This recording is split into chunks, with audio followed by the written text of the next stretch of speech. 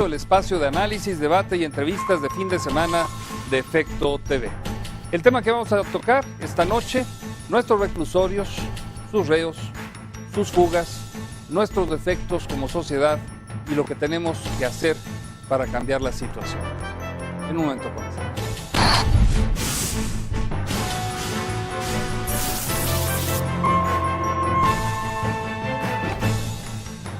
Un mes después de haber asumido la presidencia Vicente Fox, ocurrió una de las huidas más sorprendentes de una cárcel de máxima seguridad. Joaquín Loera, mejor conocido como el Chapo Guzmán, se fugó del penal de Puente Grande, Jalisco, sin necesidad de disparar un solo tiro. La explicación fue aún más sorprendente.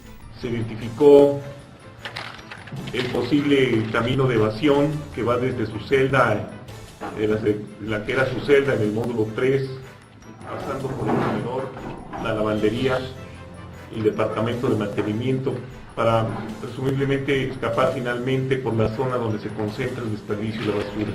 Otra versión afirmaba que lo hizo caminando por la puerta grande, la principal. Como haya sido, su escape mostró algo que es un secreto a voces: la gran corrupción de las autoridades carcelarias que permiten todo tipo de conductas ilícitas. La semana pasada, ante la tribuna de la Cámara de Diputados, un legislador denunció que desde los centros penitenciarios del país salen llamadas para cometer delitos como la extorsión o el secuestro. La mayoría de las ocasiones bajo presión de las autoridades penitenciarias o de bandas que gobiernan en los reclusorios bajo el permiso de las mismas autoridades. Consecuencia de la corrupción es la libertad de que gozan grupos delictivos en su interior. Ejemplo de ellos lo sucedido la madrugada del 19 de febrero en la cárcel de Apodaca, Nuevo León, en donde se suscitó un enfrentamiento entre presuntos zetas e integrantes del Cártel del Golfo. 44 reos fueron ejecutados. De acuerdo con las investigaciones, fue un suceso planeado para permitir la fuga de 30 zetas con la complicidad de autoridades del penal. El sistema carcelario del país nació con un objetivo muy firme, el de rehabilitar a las personas. Sin embargo, no lo ha logrado debido a diversas causas. La primera es que las autoridades han convertido a los penales en un gran negocio, en donde la premisa es: a mayor cantidad de reos, mayor ganancia. Derivado de esto está el problema de la sobrepoblación. Actualmente existen 429 centros penitenciarios en el país. De acuerdo con la Secretaría de Seguridad Pública Federal, su capacidad es para 182.905 reos, la cual está rebasada en 40.042 personas. Esto afecta al objetivo bajo el cual nació el Sistema Penitenciario Nacional.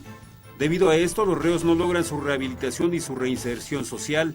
En la mayoría de las ocasiones, en una sola celda viven hasta 10 o más reos. Se mezclan los que delinquen por primera vez con los de alta peligrosidad o los que cometieron delitos federales, lo que elimina la posibilidad de una verdadera socialización.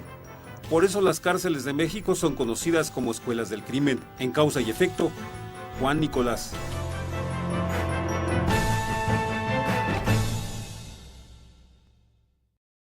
Tengo unos invitados que le van a encantar. Inicio esta noche con la doctora Elena Zaola, licenciada y maestra en Antropología Social por la Universidad Iberoamericana y doctora por el Centro de Investigaciones y Estudios Superiores de Antropología Social. Muchas gracias, Elena, por estar con nosotros. Francisco. Buenas noches. Gracias, buenas noches. También el señor Asael Ruiz, exdirector de Ejecución de Sentencias del Gobierno del Distrito Federal, exdirector técnico de Prevención, exdirector general de Prevención y Readaptación Social del Gobierno del DF, ex subsecretario del Sistema Penitenciario del Gobierno capitalino. Muchas gracias por estar aquí. Francisco, buenas noches. Alguien me decía, y a esto lo vamos a estar hablando, que te sacaste la rifa del tigre más de una vez. Y aquí estás para compartir tus experiencias. Muchas gracias. A sus órdenes, buenas noches. Muchas gracias. El doctor Ricardo Ávila actualmente está dedicado a la consulta psicoterapéutica y desarrolla una investigación que busca vincular la violencia, la criminalización y la familia como ejes fundamentales, me imagino que de la rehabilitación. Muchas gracias por estar con nosotros. Todo lo contrario, muchas gracias a ti, Francisco.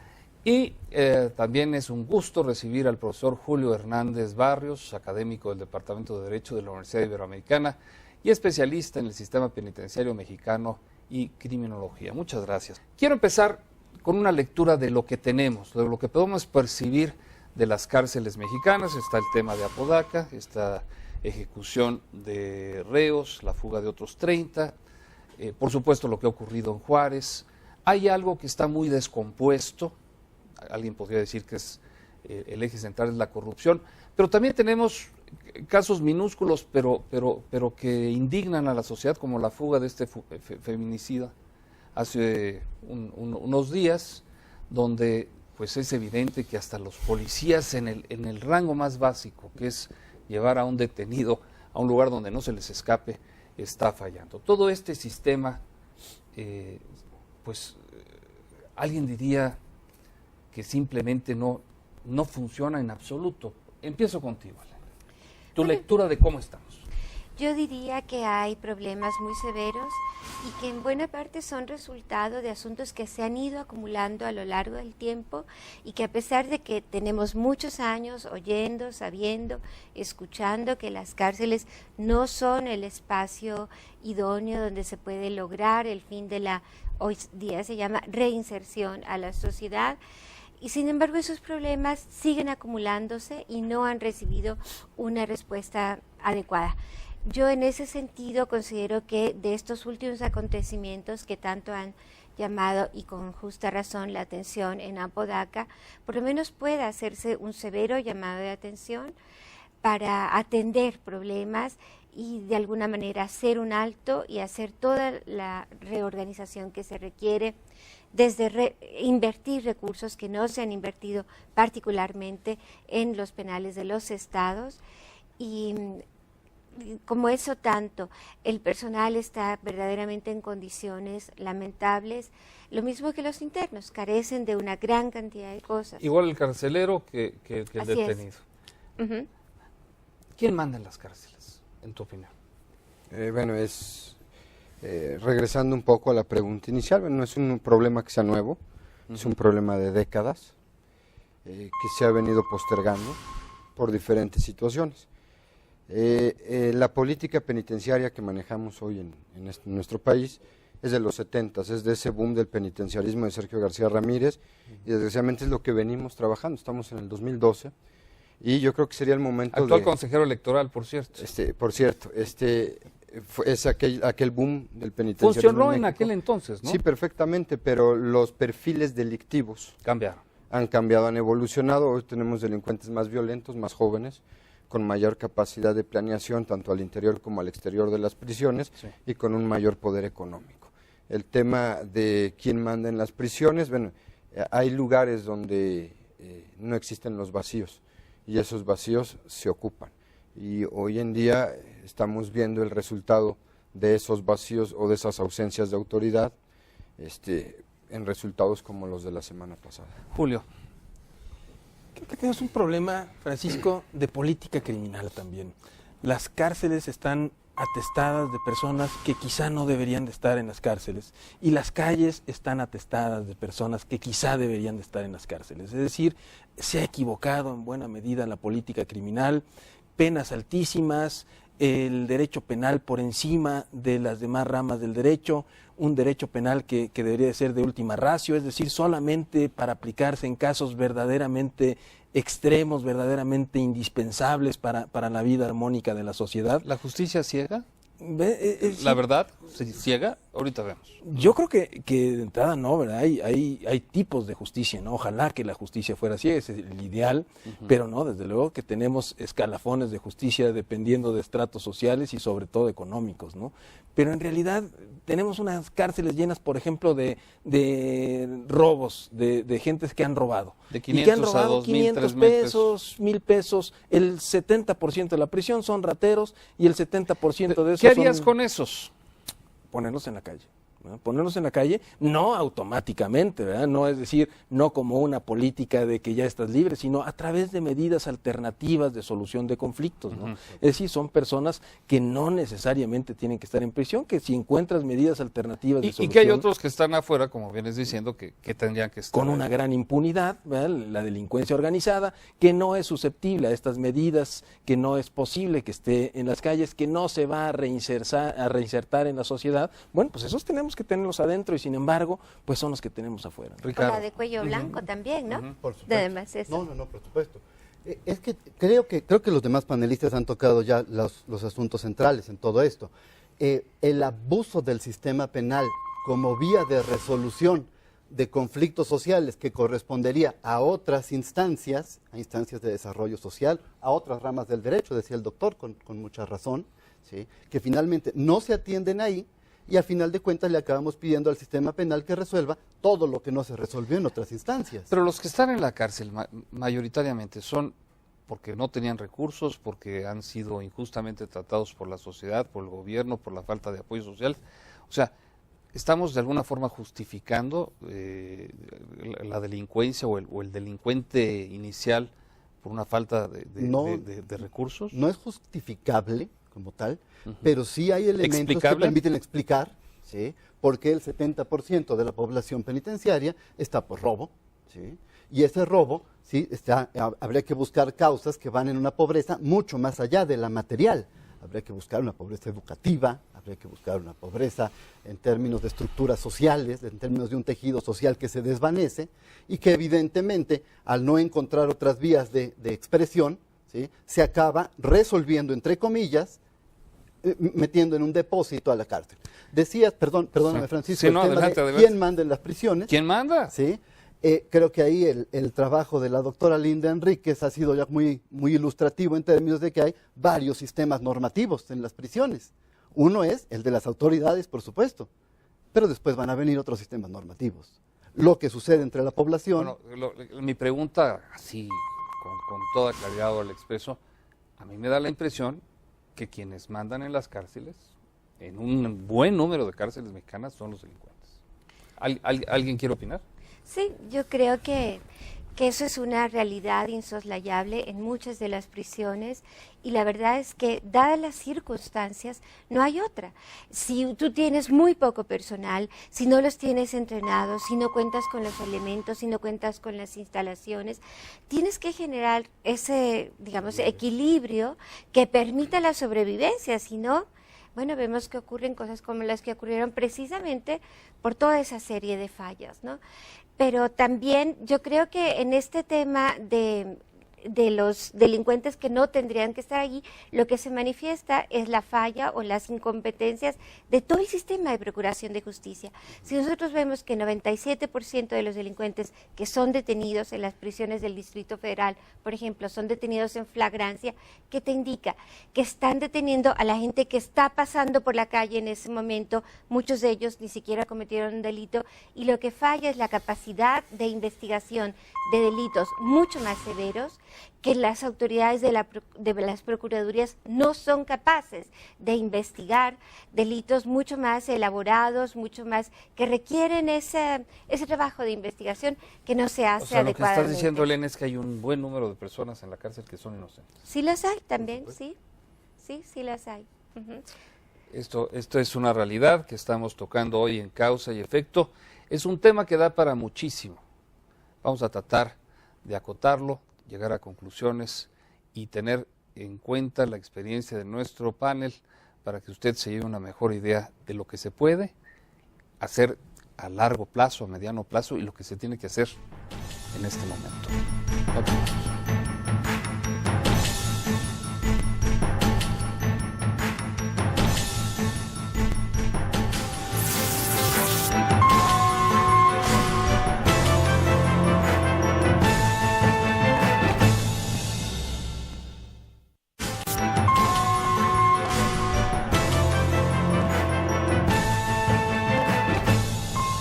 Bueno, lo que son las cosas, gente inocente en las cárceles, muchos de ellos, tú mencionabas, habiendo cometido delitos de un robo de 500 pesos más, y los que tendrían que estar allá adentro no están. Eso es una parte del problema. La otra es plata o plomo, ¿no? O sea, yo no quisiera ponerme en ningún momento en los zapatos de un director de un penal, donde llegan y le hacen una muy severa advertencia de lo que tiene que hacer. Y eso es una realidad en el país también. Sí, eso es una realidad.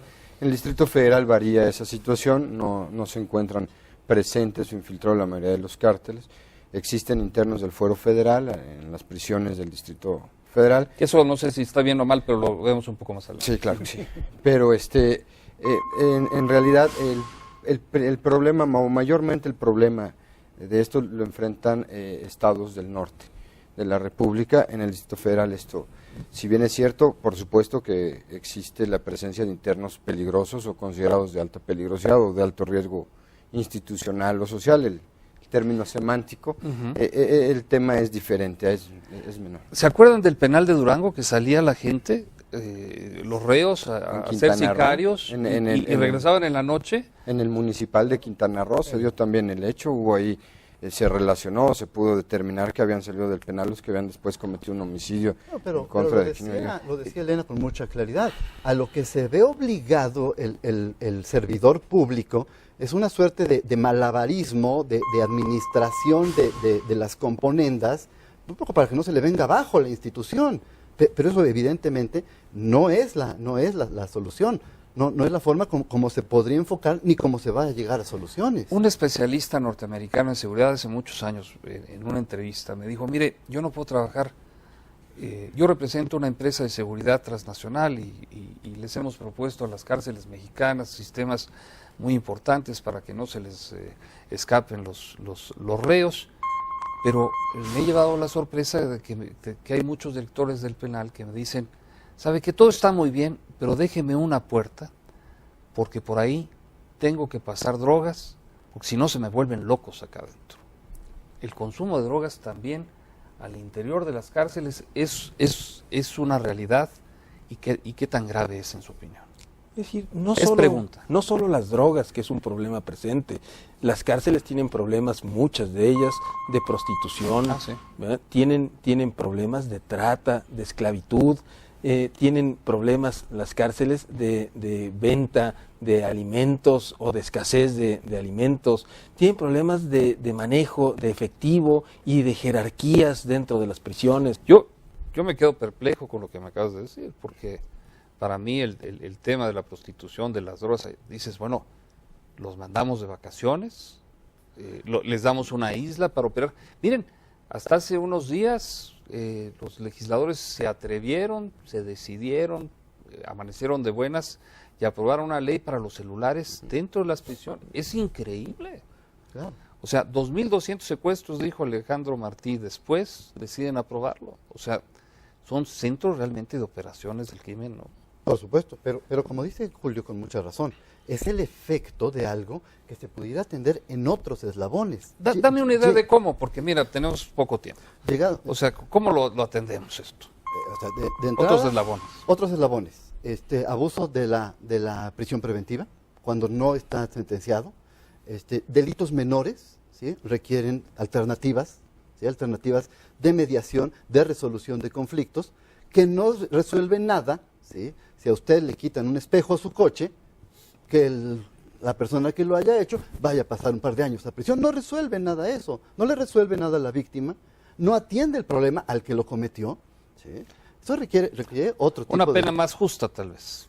Proporcional, racional, adecuada, ¿no? La verdad es que sí, que hay un exceso. Son los principios de la pena, finalmente, ¿no? Exactamente. Que son los principios de la que pena. no se Volver aplican. a los principios, como dicen ustedes, claro. Y que todo este tema de desarrollo de penas alternativas hace muchos años que está previsto, pero no se ha ejecutado. No se ha desarrollado todo este sistema de penas alternativas. ¿De quién depende, Elena, hacer este cambio?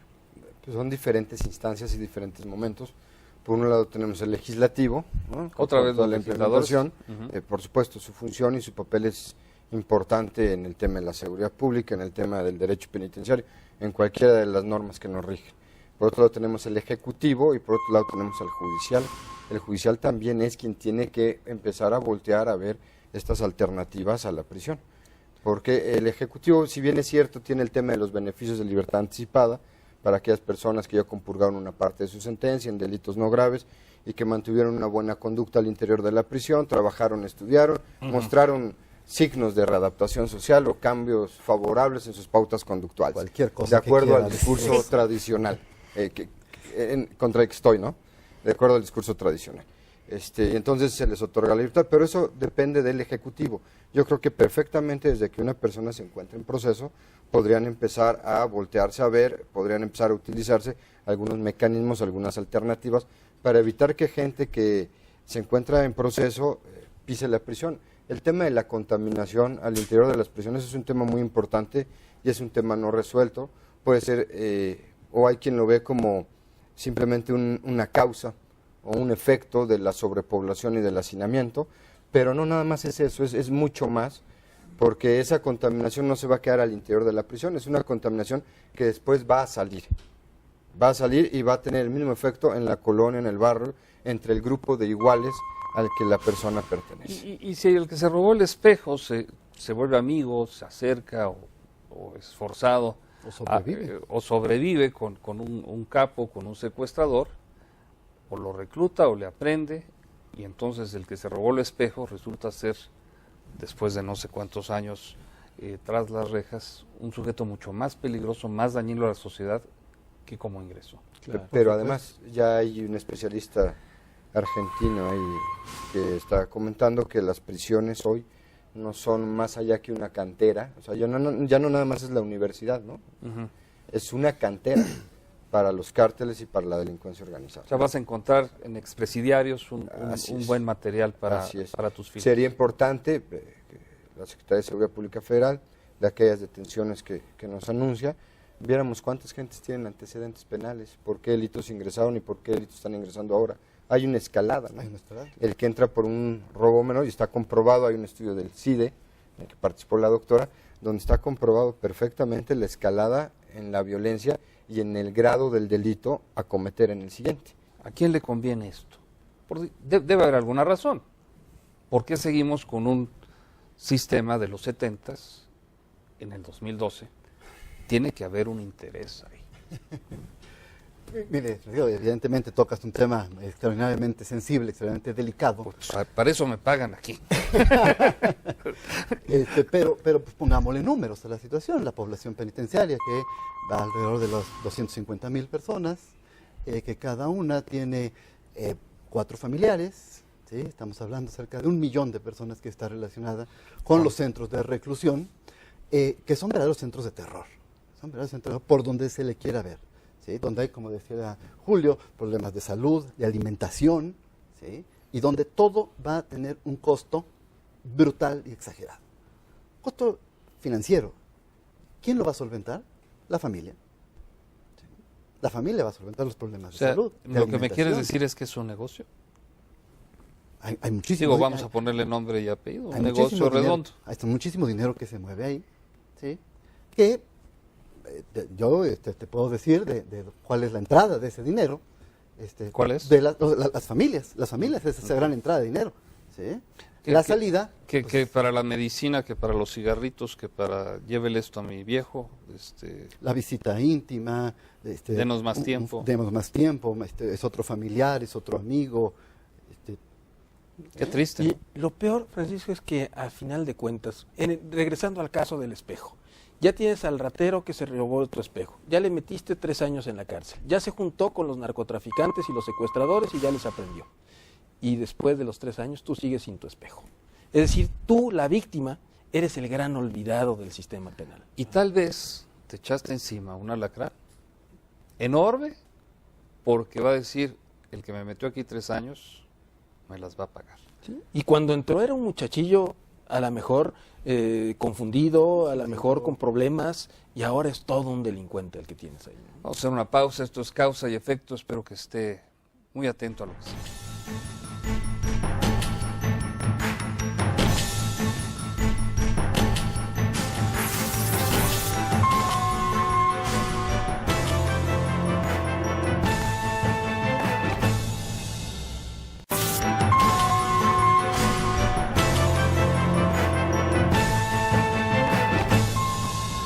Alguien me decía aquí en el estudio y por el audífono, dicen, pues están tan mal las cosas que mejor ni los metemos a la cárcel, pero creo que no ese es el tema, ¿no?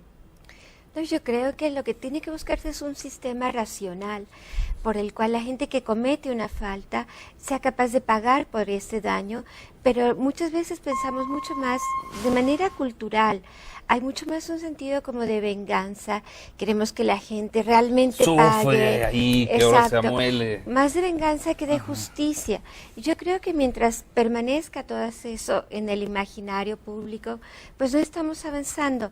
Hace un rato que preguntabas por las soluciones, yo creo que una de las soluciones que también tiene que ver con lo que han dicho varios aquí, tendría que ser como una solución integral, ¿no? Como una solución en la que tenemos que tener políticas criminológicas acertadas, saber que no se pueden perseguir todos los delitos con la misma fuerza al mismo tiempo. ¿A qué necesitamos verdaderamente enfocar los esfuerzos? Yo creo que hoy en día el problema de la violencia es el problema número uno. Yo diría que otro tema importantísimo es el hecho de que no podemos permitir que haya ciudadanos de segunda. Y hay ciudadanos de segunda cuando vemos a la gente en Apodaca que una vez que ha muerto su familiar, que no tendría por qué haber muerto, que tendría que haberse topado con un Estado que verdaderamente estuviera avergonzado, estuviera diciendo, bueno, esta gente estaba bajo mi responsabilidad Y lo esto es mataron, aquí lo intolerable. ejecutaron, ¿no? Entonces, la reacción de ese Estado tendría que ser decir, pero por favor, una disculpa inmediata, ustedes pasen, siéntense, los vamos a atender, inmediatamente vamos a decirle en qué estado está su familiar. Pero esas escenas de ver a la gente durante horas gritando, pidiendo informes de su familia, nos dice mucho acerca de un Estado que no tiene claro cuál es su papel y de unas instituciones que verdaderamente son una vergüenza, ¿no? Es una vergüenza saber que continúa habiendo policías metidos. En estos días vemos todo este tema de la mano con ojos, muchos de ellos es policías, secuestradores. Bueno, nos habla de instituciones que están podridas y que no solamente, como bien decía Julio, tenemos que atender las cárceles, pero sí tenemos que atender también las cárceles, pero tenemos que atender a las policías, a las procuradurías, a todo el circuito de procuración, de impartición de justicia. Yo quiero someter al panel. Yo entiendo lo del espejo, entiendo que hay mucha gente que no tendría que estar ahí, pero hay otra muy peligrosa. Hay una muy peligrosa, secuestradores. Miren, el caso de este feminicida, vamos a llamarlo con su alias, el Coqueto. Una de las mamás,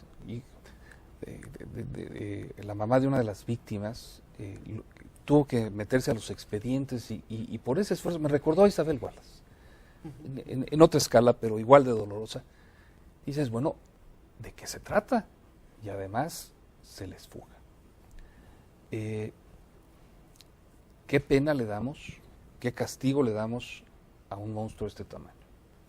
Ese creo que no es el del espejo, ese creo que no es el menor, ese necesita un castigo, yo me atrevería a decir ejemplar, pero lo dejo al panel opinar.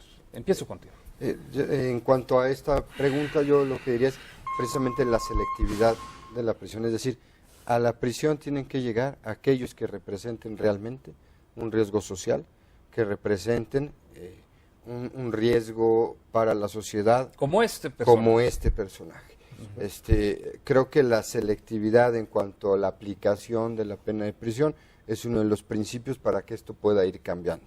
No pueden llegar a prisión cualquier sujeto, o no debe de llegar a prisión cualquier persona. En el caso de esta persona sí, pero no nada más es que llegue a prisión, sino qué vamos a hacer con él, desde el punto de vista del tratamiento técnico penitenciario, con él durante su internamiento. Lo importante es también replantear eso, o sea, no nada más es que llegue a la prisión, sino durante el tiempo que está en la prisión, ¿qué vamos a hacer? La sociedad ofendida, y tocando el tema de Elena, diría que se muera ahí o pena capital, que no tenemos. Es ese odio que hay hacia los que es más un sentimiento de venganza que de justicia, ¿no? Creo que eso es lo que mueve en muchos sentidos el sistema penitenciario en este país. ¿Qué hacemos con él? ¿Qué hacemos con el ¿cómo se llama? El Coqueto.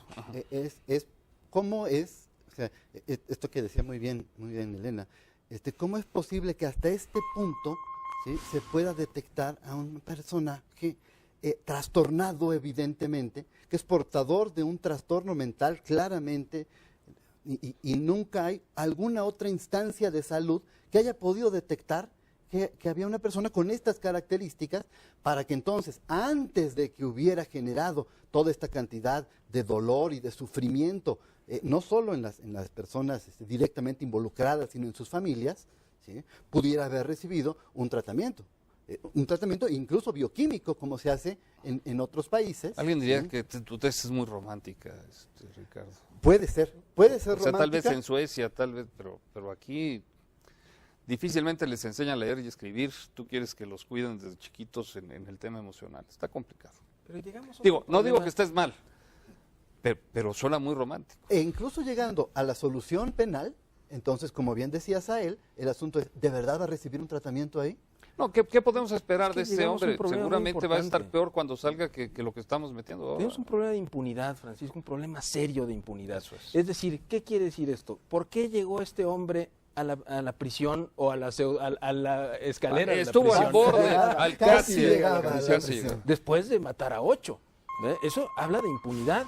Desde el Brutal. primer crimen debió haber caído, y en el primer crimen estaba señalada, por ejemplo, que él venía en un microbús, que ese microbús, las características, y que ese microbús no llegó a la base cuando debió haber llegado, Razón, desde el ¿verdad? primer crimen. Es decir, que tenemos un problema de impunidad. El pozolero, lo acusan y todos nos asustamos de que mató y deshizo en ácido a cientos de personas. Oye, si no hubiera impunidad, en lo primero lo agarramos y lo tenemos ahí, y el tratamiento para una persona que apenas inicia su escalada delictiva es mucho más simple, mucho más económico y mucho más efectivo que el tratamiento que le puede dar un hombre que ya deshizo en ácido a 500 personas, que seguramente el más creyente en la reinserción social te va a decir, sabes que este cuate nada más Es un póngalo caso aquí, perdido. téngalo y ruégale a la Santa Virgen que no se vaya a ir, ¿verdad? Porque de eso se trata, nada más de tenerlos ahí. Y hablando de fugas, y tal vez me estoy saliendo de contexto, ¿cómo es posible que se escape el Chapo de prisión? ¿Cómo se explica? Y tengo que ir contigo, porque tienes mucha experiencia en esta situación. Generalmente las fugas De ese tamaño, de ¿no? ese tamaño. Porque mira, aquí se les fue un trío de policías que yo creo que se quedaron dormidos o estaban pensando. Generalmente hay colusión, generalmente hay acuerdo, generalmente hay compra de voluntades para que hagan o no hagan determinada situación al interior de ese pequeño mundo de 4 paredes que son las prisiones, llamémosle de alta seguridad, de mediana o una presión estatal o municipal. En ese tipo de fugas generalmente hay colusión. y hay A muy compra de altos voluntades. niveles, a bajos niveles, intermedios, Este, a los operativos. A veces hay mitos y hay realidades también, sería Por eso todo te lo otro estoy tema. preguntando, En el asunto de las prisiones hay mitos y hay realidades. El tema de la corrupción se puede dar desde el funcionario de la entrada del penal, desde el funcionario, desde el servidor público con el menor rango hasta el funcionario público con el mayor rango. Ahí el tema es la profesionalización y el compromiso que puede existir de un servidor público para su trabajo, para su carrera, o no. ¿Se puede evitar que alguien escape de una cárcel de alta seguridad en México? Claro que sí, claro que sí. Las prisiones de alta seguridad aquí en México tienen un buen nivel, creo que es lo más moderno, o es con lo mejor que contamos. El gobierno federal ha hecho un esfuerzo importante, triplicó su capacidad instalada en los últimos 3 años. No es ¿Te suficiente. refieres a las paredes, a las cámaras, pero al personal también? Tienen una mejor capacitación, hay que reconocerlo, que en muchas de las cárceles municipales, que ni siquiera hay capacitación, es una contratación y de inmediato pasan a cumplir o a desarrollar la función para De la que están siendo celadores. contratados. Y es todo, van aprendiendo sobre el día a día con todos los vicios que esto puede conllevar. A nivel federal tienen un proceso de selección mucho más estricto. Y en algunos estados de la República, con el Instituto Federal, hay un buen proceso de selección. Pero creo yo que lo que se tendrá que hacer es una homologación de procedimientos operativos. Es decir, que como autoridad penitenciaria yo tenga la certeza que el custodio de la cárcel municipal de Quintana Roo tiene exactamente la misma capacitación y aplica los mismos procedimientos que el custodio del penal de la Mesa o del penal del Hongo o del penal de Almoloya. Es decir, una Academia Nacional de Seguridad Penitenciaria. No lo tenemos ahora. No existe. Hoy por hoy, cada uno de los estados hace sus esfuerzos aislados. Por ahí, a través de la Subsecretaría del Sistema Penitenciario Federal, se invita a algunos cursos a los estados y se asiste. Pero no tenemos la certeza, repito, de que un custodio de un penal municipal tenga exactamente los mismos procedimientos operativos sistemáticos que un custodio de Jalisco, de Veracruz, de Sinaloa. Es decir, existen hoy prácticamente 33 sistemas penitenciarios en este país. Creo que también es un punto importante. Bueno, pues vamos a hacer una pausa. Esto es Causa y Efecto. Volvemos.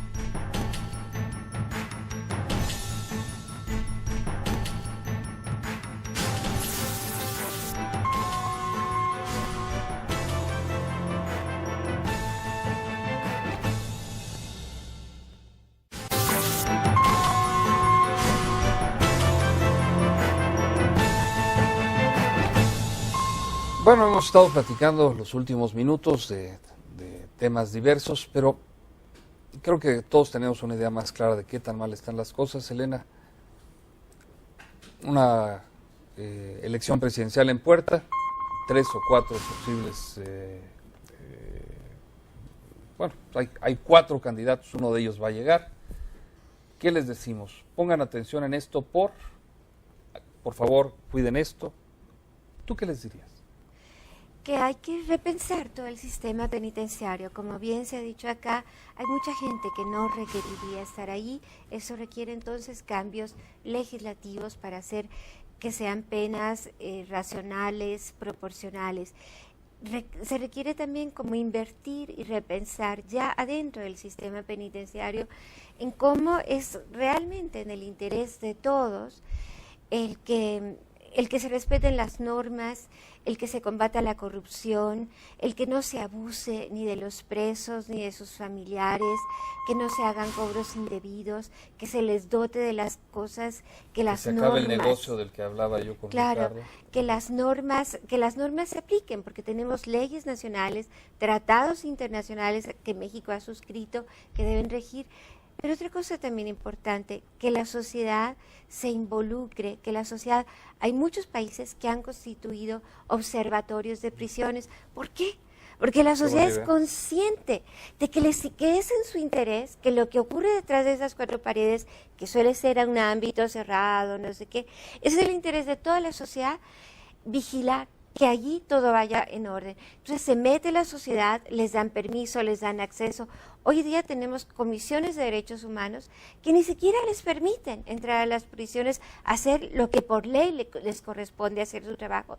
Muchas veces emiten recomendaciones, señalan todo lo que está mal y no pasa nada. O sea, tu idea concreta es un observatorio ciudadano de las prisiones, que nos interesemos, que pidamos entrar, que se hagan propuestas, que la sociedad observe y diga, no, esto no está bien, y que le dé seguimiento y que haga tareas y que el gobierno, los funcionarios se comprometan a cumplir con eso. Julio. Y Francisco, creo que además decíamos, bueno, nosotros como contribuyentes, como ciudadanos, queremos que nuestros estados inviertan pues en alumbrado público, que inviertan en pavimentación, en tapar los baches, no en crear prisiones en donde van a meter a los delincuentes, porque eso aparentemente no nos beneficia.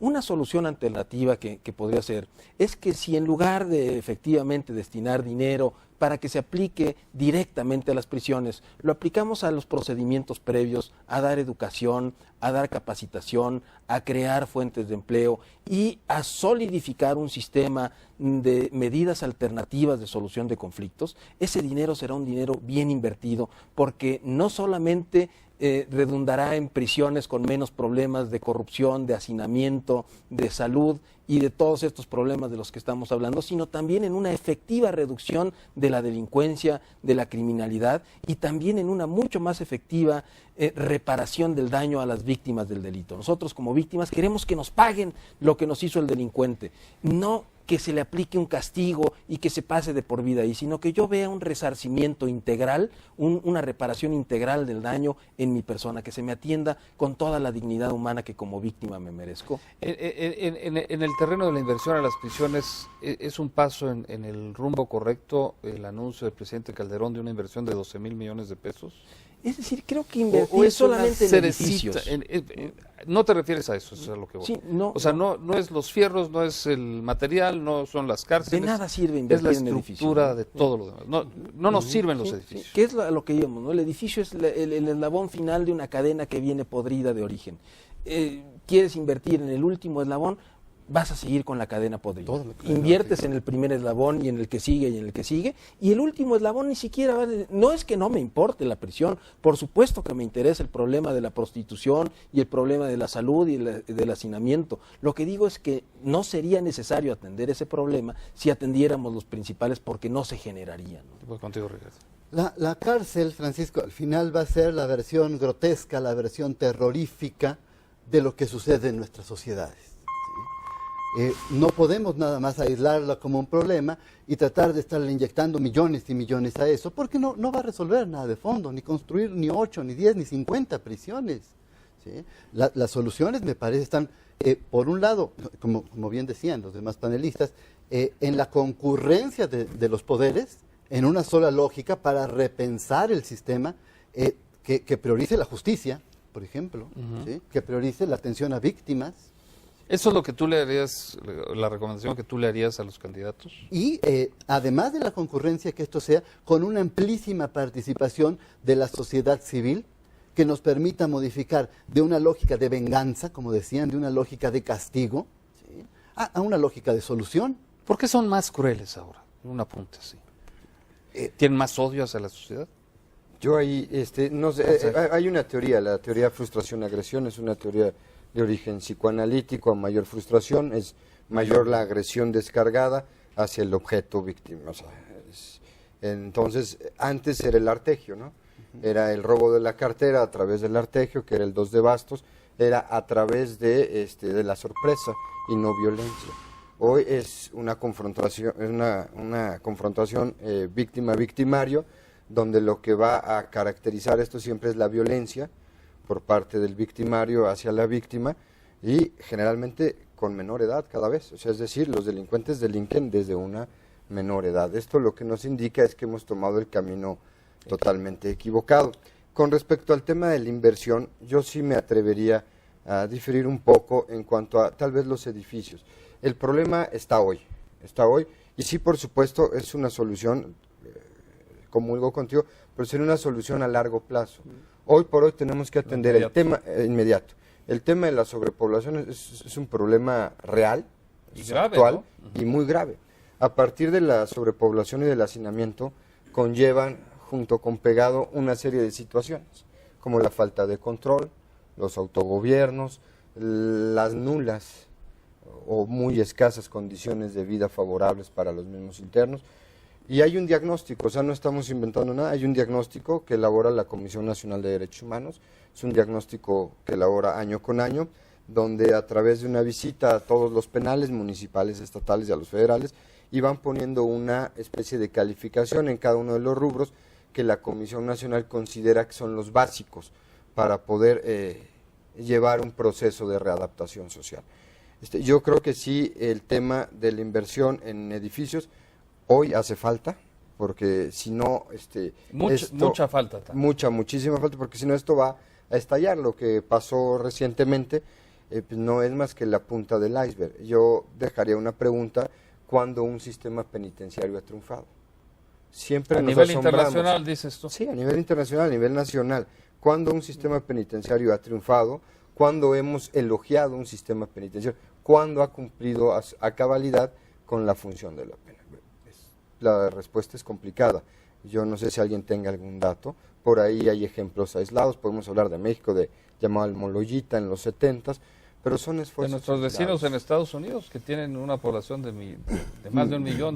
Más de 1 millón de presos, millones. y ya van en la 5ª generación de prisiones, ¿no? Las llamadas de Supermax. Totalmente deshumanizadas. O sea, por ahí no va. Yo creo que ¿Por ahí no va, doctora? Sí, yo creo que por ahí no va. Yo también soy afecta a repensar todas las cosas que hay que componer en la sociedad. Uno tendría también que poder pensar, por ejemplo, qué es lo que verdaderamente es capaz de disuadir a un delincuente, que tiene que ver con la pregunta que hacías previamente: ¿por qué la crueldad?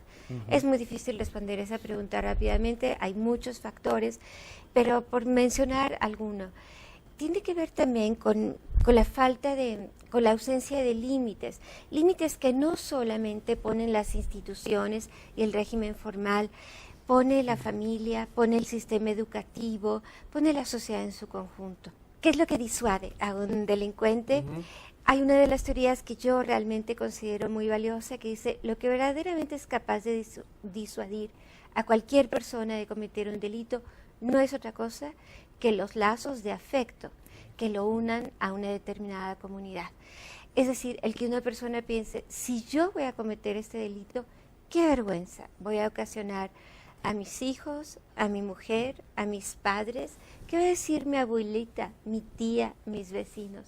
Entonces, en la medida, es este tema, el de los lazos sociales, el tema que se habla, la descomposición, la articulación, la cohesión social, son temas sustantivos, porque si hemos permitido romper esos lazos, no hay nada que disuada o detenga a una persona porque no cuenta con eso que lo amarre a un grupo. Muy interesante. Tenemos que hacer una pausa, nos van a quedar unos cuantos minutos para sus impresiones finales.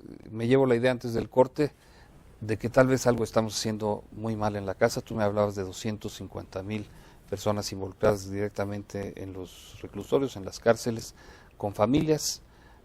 Pues esas familias, me imagino que habrá muchas mamás que por ese amor a los hijos se convierten en cómplices, en accesorios a veces, Sí. y olvidan su gran responsabilidad que tuvieron cuando los tenían entre sus brazos. Vamos a hacer una pausa, volvemos.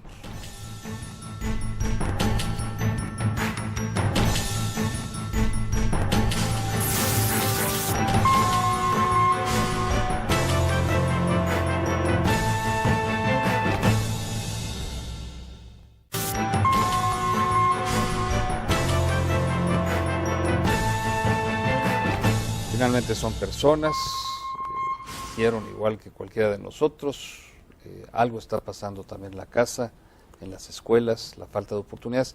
Comparto rápidamente una experiencia muy cercana, no es mía, pero sí es muy cercana, en un secuestro. El muchacho que han secuestrado dijo, oigan, pues yo soy trabajador igual que ustedes, lo traían encajuelado. Y le dijeron los dos secuestrados, fue un secuestro express. Sí, pero tú sí fuiste a la escuela y ahora no las pagas. Es esa cosa que duele, ¿no? Por supuesto, por supuesto. Hace relativamente poco el padre Alejandro Solalinde hizo una declaración que movió mucha controversia alrededor de que había que pedirle perdón a los Zetas, ¿sí? Porque es a ellos a quienes les fallaron las instituciones en principio. ¿Sí? Falló la institución militar, educativa, ¿sí? falló la educación del ejército, por supuesto, pero también falló la institución familiar, ¿sí? Falló la institución familiar que muchas veces acaba, como decía, dándole un giro a promover, por ejemplo, la cultura de la transgresión o de la violencia, ¿sí? Y donde finalmente se acaba disgregando, ¿sí? Se acaba disolviendo esto que finalmente nos hace cohesión social, esto que finalmente nos hace una comunidad, ¿sí? Y cuando eso sucede, va a haber una gran cantidad de conductas que van a revestir un carácter simbólico, ¿sí? Ya no es el hecho mismo de una conducta lesiva, ¿sí? Sino el carácter simbólico que va a llevar los entambados en ácido, los decapitados, ¿sí? Que justamente hablan, bueno, de esa enorme descomposición social en la que estamos y a donde habría que abocarnos a tratar de entender y a tratar de atender antes de que esto se vuelva un problema de los sistemas penales. Tenemos unos cuantos minutos, 1 minuto y medio, Julio. ¿Qué nos dejas? ¿Con qué quieres cerrar hoy? El problema es grave, un problema gravísimo. La solución no es fácil, no hay soluciones milagrosas. Creo yo que es necesario atender el problema actual. Sin embargo, si no se hace una planeación de política criminal integral a mediano y largo plazo, todo lo que se invierta en paliar un problema actual, en solamente remendar el problema que está, será dinero tirado a la basura, serán esfuerzos que no tendrán ningún sentido. Tendremos que replantear la política criminal con penas adecuadas a los delitos, con medidas alternativas de solución de conflictos, con reparaciones del daño impulsadas por el Estado, y una política criminal que verdaderamente venga a combatir el problema de la delincuencia nacional, no solamente de ver cómo encerramos a nuestros delincuentes. Y los que ya están, esos ya los perdimos. Los que ya están habrá que atenderlos, habrá que ver a cuáles vamos a atender y a los que no, habrá que empezar a aplicar esas medidas alternativas que todavía están a tiempo, ¿verdad? No tenemos por qué tener a todos esos, a los que ya están habrá que discriminarlos, ¿no? Tú para acá y tú para acá, y tratar de darles atención que necesitan, atención que favorezca el sistema, ¿no? Asael Ruiz, licenciado. Replantear los esquemas tradicionales del sistema penitenciario. Es, yo creo que un momento de de aceptar algunos errores, por un lado, hacer selectiva la pena de prisión, no todos deben de llegar a la prisión, y el tema de la capacitación. Yo insisto, como una propuesta, sí se tiene que crear un instituto, una academia nacional en materia penitenciaria, donde se pudieran certificar o acreditar aquellos funcionarios que van a dirigir esto, porque también en manejar una prisión no es una cuestión de cargo político, o sea, no debe de ser por amistad, comparado o cercanía. ¿Lo harías a nivel de Secretaría de Estado? Creo no llegaría a eso. No creo que llegue a eso, creo que encaja muy bien en la Secretaría de Seguridad Pública, creo que encaja perfectamente y que no hace falta elevarle el rango, pero sí hacen falta algunas partes dentro de esta subsecretaría, como una Academia Nacional de Capacitación Penitenciaria. Y con eso solucionas una parte importante del Es problema, no simplemente una parte, todas. por lo menos la profesionalización, y al lado de la profesionalización vienen muchas cosas como poder inclusive tener mejores diagnósticos de las personas que estamos adentro, que tenemos adentro. Mencionaba yo, garantizar que lleguen a prisión los que tengan que llegar, ok, esa es una parte, pero luego ¿quién nos garantiza que adentro esté sujeto al tratamiento que deba de estar? Entonces, a partir de una profesionalización del personal, creo yo que podríamos acercarnos hacia un mejor sistema penitenciario. Elena, cerramos contigo de la podredumbre que tenemos, ¿qué podemos esperar? ¿Y cuál es tu conclusión? Bueno, yo diría que además de todo lo que ya se ha dicho y con lo cual yo concuerdo, que hay una cuestión que no debemos perder de vista, ¿no? Y es el hecho de que nada de esto, por mejor sistema que tengamos, por mejores diseños de control que hacen falta, por mejores instalaciones, nada de eso funcionaría bien si se nos olvida la parte fundamental, que es la parte de humanizar el sistema y, digamos, la aplicación de las penas. Nadie tiene por qué pensar que un delincuente puede estar sin comer, puede estar sin dormir, puede estar con unos baños inmundos, puede estar sin medicina cuando se enferma, su familia tiene que estar haciendo horas de cola, pagando. Con esto no vamos a salir adelante, ¿no? Tenemos que humanizar el sistema, además de todo lo que se ha dicho. Muchas gracias a cada uno de ustedes, a ti, Elena Saola, al licenciado Asael Ruiz, al doctor Ricardo Ávila, al profesor Julio Hernández. Creo que nos han dado una lectura muy clara de lo mucho que falta por hacer. No me voy optimista, creo que habrá mucha gente que esté media deprimida en casa y dices, ups, un problema de los mayores que tenemos, y ni siquiera en las primeras planas, a excepción de cuando sale una podaca o se fuga un reo. Pero este problema es mucho más de fondo. Muchas gracias por estar con nosotros en Causa y Efecto. Y muchísimas gracias a usted que semana a semana nos sigue en este espacio de análisis, debate y, por supuesto, pues de temas muy, muy importantes. Hasta la próxima.